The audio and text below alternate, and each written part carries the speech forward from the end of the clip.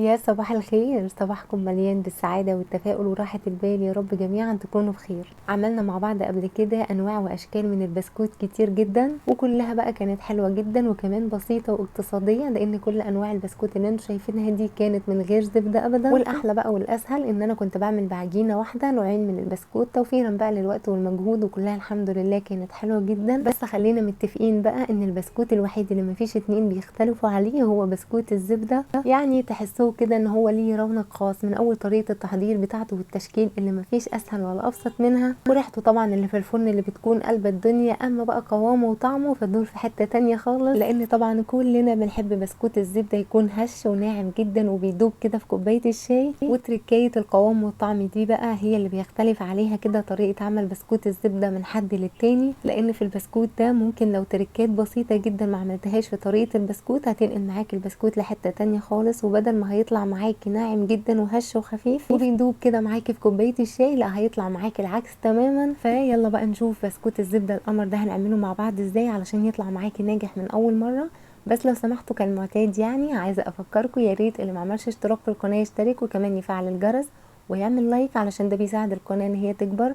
ويلا نقول بسم الله ونشوف هنعمل ايه. اول حاجة انا هعمل كيلو من الدقيق، وانا استخدمت نوع الدقيق ده اللي هو دوبيلا مخصص للكحك والبسكوت، بس طبعا انت تقدري تستخدمي اي نوع دقيق انت متعودة عليه وبيطلع معاكي حلو جدا في البسكوتات. تقدري كمان تستخدمي دقيق متعدد الاستخدامات، اهم حاجة يكون الدقيق استخراج 72%، الخطوة دي مهمة جدا. وفي انواع دقيق حلوة كتير زي سنبلة الفرات او الكوثر او حتى الضحى. وحطيت على الدقيق رشة بسيطة من الملح، وكمان حطيت نص معلقة صغيرة ممسوحة، مش اكتر من كده، من البيكنج باودر. بلاش تزودوا ابدا في كمية البيكنج باودر، لانك لو زودتي في البيكنج باودر البسكوت هيفرش منك اكيد في الفرن والرسمة بتاعته هتروح. وقلبت الدقيق والملح والبيكنج باودر مع بعض كويس جدا، وهسيبهم بقى دلوقتي على جنب. وهنا استخدمت 600 جرام من الزبدة، والزبدة تكون بدرجة حرارة الغرفة وكمان تكون غير مملحة. بخصوص الزبده بقى، لو انت قادره تستخدمي الكميه كلها زبده نيوزيلندي مفيش مشكله. لو انت حابه تعملي خليط ما بين الزبده النيوزيلندي واي نوع زبده تاني زي فرن او جنه مثلا برضو مفيش مشكله. وتقدري طبعا تستغني عن الزبده النيوزيلندي خالص بحكم طبعا اسعارها اللي بقت صعبه بصراحه، وتستخدمي اي نوع زبده تاني انت بتفضليه زي فرن مثلا، كريستال، جنه. انا استخدمت 600 جرام كلهم زبده فرن، وعلى فكره كانت ريحتها وطعمها بجد حلوين جدا. وفي البدايه كده هضرب الزبده لوحدها لغايه لما قوامها يبقى كريمي، وبعدين هنزل عليها ب 350 جرام من السكر البودر، يعني ما يعادل كوبايتين ونص من السكر البودر. انا بطحن السكر في البيت، ما بفضلش ابدا ان احنا نشتريه جاهز من بره، ان اوقات كتير بيكون عليه اضافات زي النشا مثلا. وبفضل جدا في الوصفات اللي زي دي اللي بتكون حساسه شويه انك تستخدمي الميزان،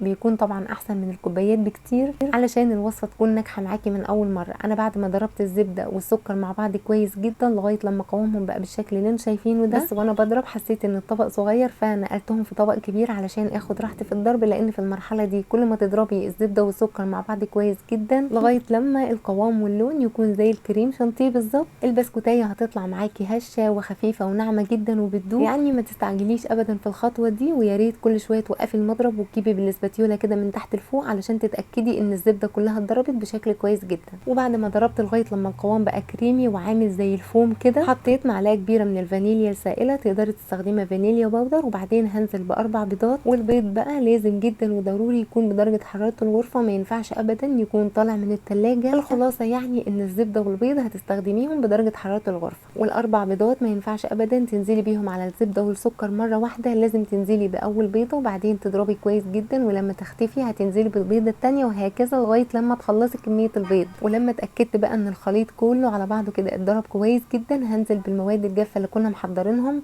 الدقيق والبيكنج باودر والملح. في البدايه كده قلبت معلقه خشب، بس حسيت ان هي مش جايبه الدقيق اللي تحت كويس جدا، فاستخدمت بقى اطراف صوابع ايدي. ما تستخدميش ابدا كف ايديكي، لان اي عجينه بسكوت بتتلم بس لكن ما بتتعجنش لغايه لما تتاكدي ان الدقيق اختلط كويس جدا واختفى وما بقاش ليه اي اثر. هتوقفي لما على طول، ما تطوليش في الخطوه دي، لان الخطوه دي برضو ممكن تنقل معاكي البسكوت لحته تانية خالص، وممكن يطلع معاكي ناشف شويه، خصوصا لو انت استخدمتي نوع دقيق غير المخصص الكحك والبسكوت فممكن الجلوتين يكون فيه عالي، فلو فعلت الجلوتين ده من كتر اللم والتقليب البسكوتيه هتطلع معاكي ناشفه اكيد. وبعد ما تلم العجينه وتتاكدي ان الدقيق اختلط كويس جدا هتختبريها بايدك النظيفه اللي انت ما كنتيش بتعجني بيها. هتحطي صوابعك على وش العجينه كده من فوق بالراحه، لو لقيتيها ما بتلزقش معاكي يبقى هو ده القوام المظبوط. بلاش تمسكي العجينه وانت بتختبريها زي اي نوع بسكوت تاني، لان بطبيعته طبعا العجينه بتكون طريه لان احنا هنستخدم الكيس الحلواني. انت يا دوب هتحطي صوابعك بس على وش العجينه كده، لو لقيتيها ما بتلزقش يبقى هي كده تمام، لكن لو لقيتيها بتلزق قوي قوي يعني والعجينه طلعت في صوابعك يبقى هتضطري بقى ان انت تزودي معلقه صغيره بمعلقه صغيره كده من الدقيق لغايه لما تعملي الاختبار تاني وتلاقي العجينه ما بتلزقش في صوابعك. ودي انواع كيس الحلواني اللي تقدري تستخدميها في بسكوت الزبده بتكون حلوه جدا. كيس الحلواني البلاستيك اللي بيكون استخدام مره واحده ده اهم حاجه ان انت تجيبيه نوعيه تكون تقيله شويه، والكيس التاني ده بيكون قماش من بره ومشمع من جوه علشان ما يطردش الزبده من العجينه. الخطوه دي مهمه جدا انك تستخدمي كيس ما بيطردش الزبده من العجينه، ولو انت متاكده ان الكيس اللي بتستخدميه بيطرد الزبده من العجينه فمن البدايه كده هتحطي العجينه الاول في كيس بلاستيك وهتحطي الكيس البلاستيك جوه الكيس القماش. ودي بقى اشكال التيب اللي انا هستخدمها. هعمل الشكل التقليدي للبسكوت علشان كده استخدمت التيب اللي على شكل مشط.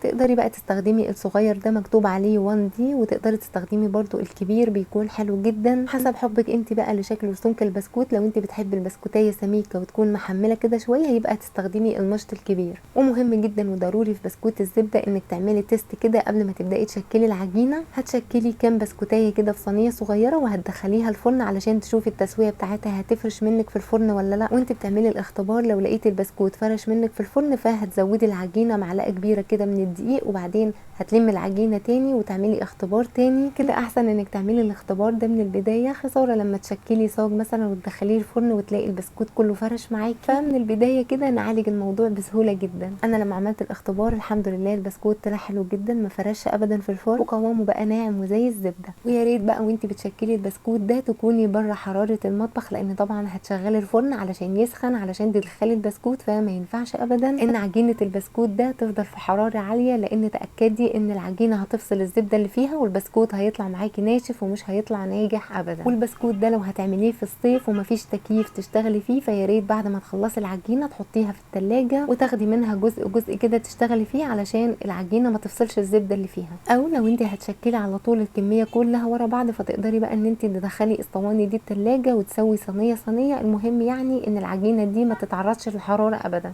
وافضل صواني بقى لتسويه البسكوت هي الصواني الالومنيوم، وزي ما انتم شايفين العجينه بتنزل من الكيس بمنتهى السهوله اهو. ده بقى اللي يتقال عليه فعلا قوام زي الزبده. وانت بتحطي عجينه البسكوت في الكيس علشان تشكلي بلاش تحطي كميه كبيره، يعني استخدمي كميه صغيره بكميه صغيره علشان ما تفضليش تضغطي عليها وهي في الكيس وتغيري من قوام العجينه. وبحب كمان وانا بشكل البسكوت ده اخلي ايدي واقفه لفوق، يعني ما بخليهاش بشكل مائل علشان والعجينه نازله الاسنان اللي في القمع تعلم في العجينه كويس جدا والنقشه تكون واضحه. والبسكوت القمر ده بقى لو الجو حلو بعد التشكيل هيدخل الفرن على طول، لكن لو الجو حر يا ريت قبل التشكيل تدخليه التلاجة كده حاجه بسيطه. وبعدين البسكوت بقى القمر ده هيدخل في البدايه كده على فرن ساخن مسبقا على درجه حراره 180 في الرف اللي في النص لمده 10 دقائق، وبعد ال10 دقائق هتنزلي درجه الحراره ل 170. والبسكوت ده بقى انا ما بفتحش عليه الشوايه ابدا، ودي برده خطوه مهمه جدا علشان يطلع معاكي البسكوت زي ما انت عايزه، والبسكوت ما يرطبش منك ابدا بعد فتره. مهم جدا ان البسكوت ده مع المتابعه لو لقيتيه اخد لون من تحت ومن الجوانب ولسه ما اخدش لون من فوق بلاش تفتحي عليه الشوايه. كل اللي انت هتعمليه هترفعي الشبكه بتاعه الفرن من الرف اللي في النص للرف اللي فوق النص، يعني التاني من فوق كده. احنا بنبعده شويه عن الحراره لغايه لما يتحمص من فوق وياخد اللون القمر اللي انتوا شايفينه ده.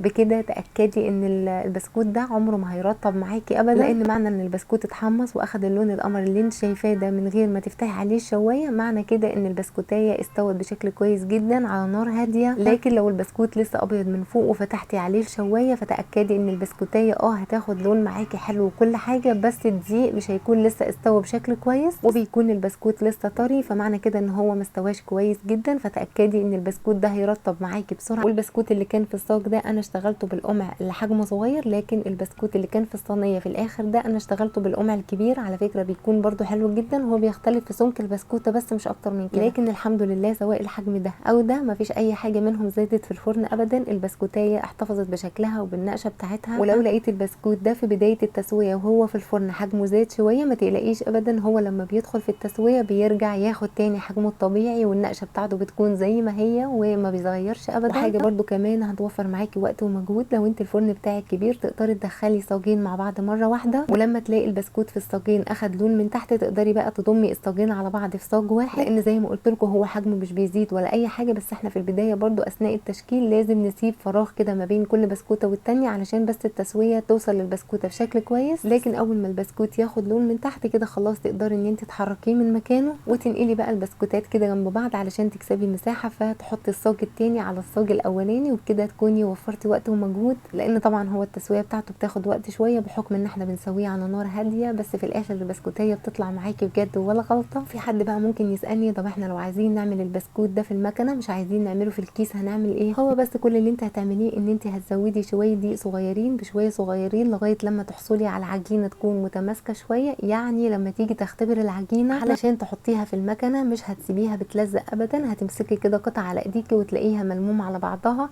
يبقى كده تقدري ان انت تستخدميها في المكنه. ما ينفعش ابدا تستخدمي العجينه دي في المكنه وهي بتلزق وطريه بالشكل ده. وبس كده يا ستي، واظن مفيش اسهل ولا ابسط ولا اسرع من كده. طريقه التشكيل بتاعته ما بتاخدش الدقايق، وريحته بقى اللي كانت قلب الدنيا، اما بقى القوام والطعم فمش قادره اقول لك ناعمين قد ايه. البسكوتيه بقى وانت ماسكاها كده تحسي ان ملهاش وزن ابدا من كتر ما البسكوتيه طالعه هشه جدا وناعمه وخفيفه. والبسكوتيه بقى اول ما بتحطيها في الشاي كده بتدوب ذوبان، هو ده البسكوت فعلا اللي يتقال عليه زي الزبده. طيب هتقولوا لي ايه الفرق بين البسكوت ده وبين بسكوت الزبده اللي انت عملتيه قبل كده؟ هو فرق بسيط جدا بس صدقيني بيفرق جدا في الطعم والقوام. بسكوت الزبده اللي انا عملته معاكم قبل كده بنفس المقادير والمكونات وكل حاجه، لكن كنت زودت عليه معلقتين من الكاستر، وكمان كنت حطيت مع المكونات نص كوبايه من اللبن. وطبعا كلنا عارفين ان السوائل من الحاجات اللي بتنشف العجينه شويه، يعني لو انت من عشاق البسكوت اللي بيكون فيه قرمشه كده يبقى هتزودي في العجينه لبن بالطريقه القديمه، لكن لو انت بتحب البسكوتيه تكون ناعمه وهشه جدا وخفيفه وبتدوب كده في الشاي يبقى لا، هتعمليها بالطريقه دي ومش هتزودي اي سوائل ولا كاسترد ولا نشا ولا اي حاجه. فلك بقى انت تخيلي انك بتاكلي بسكوتيه عباره عن زبده ودقيق هتكون عامله ازاي، قد ايه ناعمه وقد ايه هشه جدا وخفيفه. ويا سلام بقى مع كوبايه شاي ولبن كده على الطريقه الهنديه، شاي الكرك. انا مش عارفه انتوا بتحبوه زيي ولا لا، بس اوعدكم ان انتوا لو جربتوا البسكوت بالطريقه دي والمقادير دي والتريكات دي هيطلع معاكم ان شاء الله ناجح من اول مره. وبكده الفيديو بتاعنا النهارده خلص، نتقابل على خير ان شاء الله في فيديو جديد. بس لو سمحتوا ما تنسوش لو انتوا استفدتوا من الفيديو ده ولو بحاجه بسيطه ما تنسوش تعملوا الخير النهارده وتدعموني بالاشتراك في القناه.